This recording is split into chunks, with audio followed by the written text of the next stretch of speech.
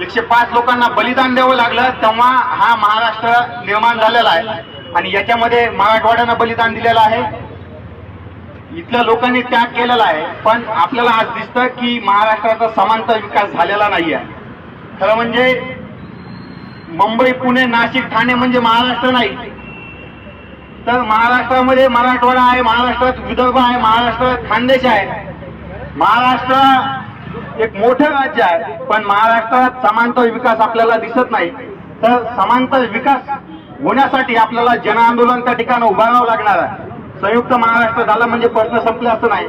तर त्यासाठी देखील आपल्या सगळ्यांना प्रयत्न करावे लागतील. अनेक प्रश्न आहेत.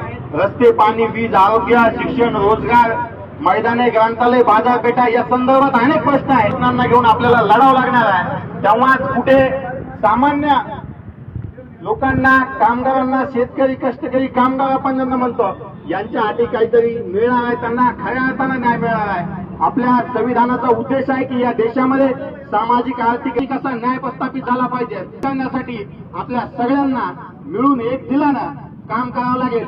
एवढं बोलतो आणि तुम्हाला पुन्हा एकदा आंतरराष्ट्रीय कामगार दिन आणि महाराष्ट्र दिनाच्या शुभेच्छा देतो.